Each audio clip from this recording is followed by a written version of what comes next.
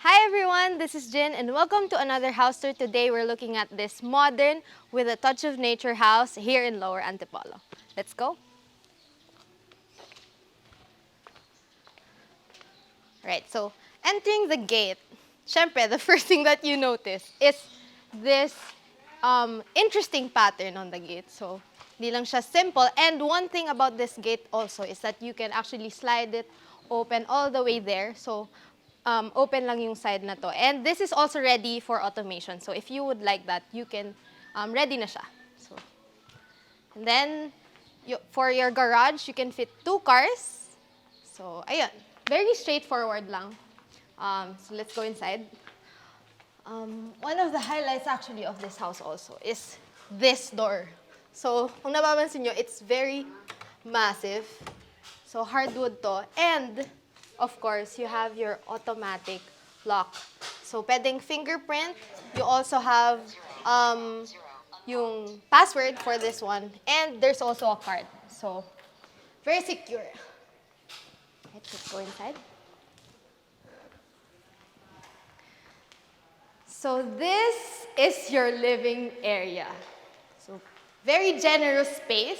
And ang highlight naman sa part na to is the floor to ceiling window. So hindi lang siya maliit, it's very big. So you can let the light inside the house. So very nice. You can have your furniture here. When you invite guests, very spacious. So, kasyang-kasya kayo dito. And then, on this side, which is very interesting, no? Siguro you're wondering what this space is. Actually, on this side, this can be your garden.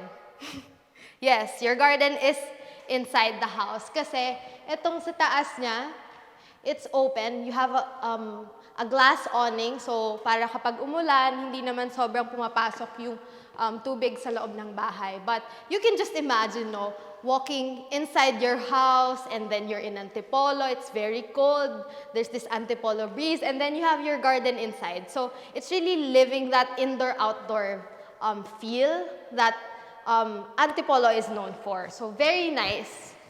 So, yun. Yan. You can look at the ceiling here. And then, on this side naman, you can have your dining area. So, open concept pa rin from your living space to the dining area and, of course, to the kitchen. So, here's your kitchen. Also very straightforward. You have your counter. You have your storage here as well. So, it's enough for your utensils and other things that you need for cooking. And then on this side, you have your maid's quarters. It already has its own toilet and bath, actually. So that's also nice.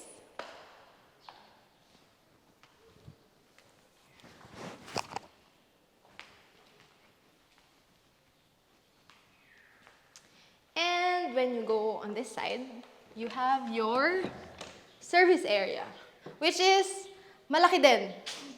So, pwede na dito yung laundry, yung sampayan nyo, everything. It fits here. So, kung gusto nyo rin lagyan ng awning para meron kayong shade, that's also an option. And everything here, the lights, I think, is automated. So, yung ilaw na nandito from the living all the way to the kitchen, yung cove light, very consistent.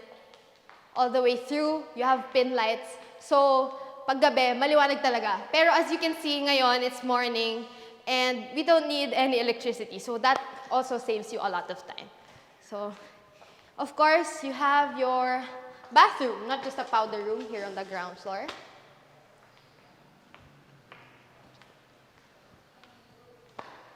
All right, so I think that's it for the ground floor. Let's go to the second floor.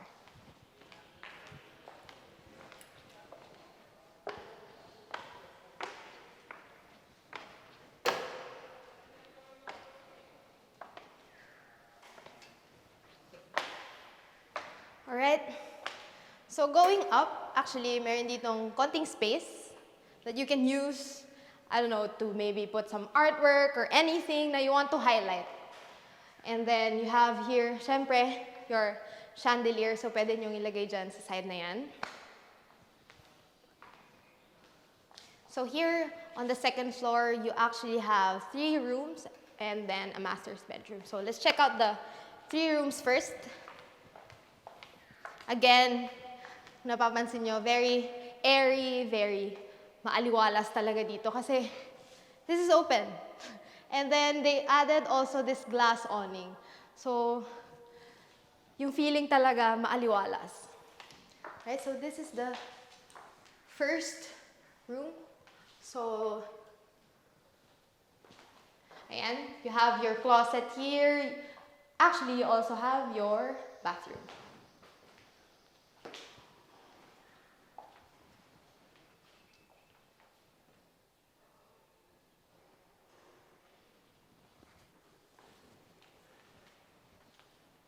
For our second bedroom, you also have the same, very similar.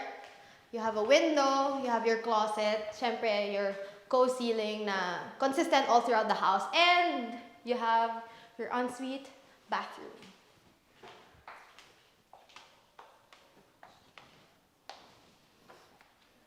Yan. Another thing, no, all the doors. So, hardwood din siya. So, your third bedroom, it's just the same. You have your window. This one naman looks over sa house. And you have your closet and your own toilet and bath.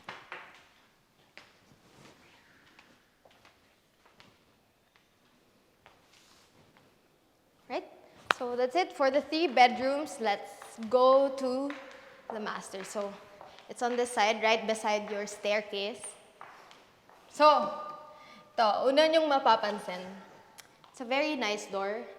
Like I said, touch of nature for this industrial home. And you have this huge, huge window na you can also open. Ayan.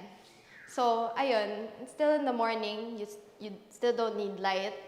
But you still have your co-ceiling if you need, so at night. So, very spacious yung master's bedroom.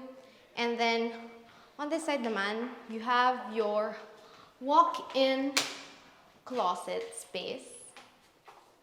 And it leads you through the bathroom naman.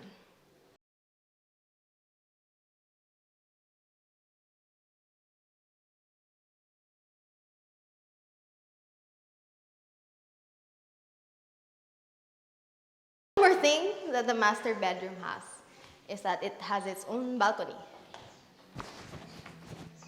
So yeah, you can put some furniture dito for a morning coffee. So you can, I'm not sure if you can hear the birds, pero maraming birds.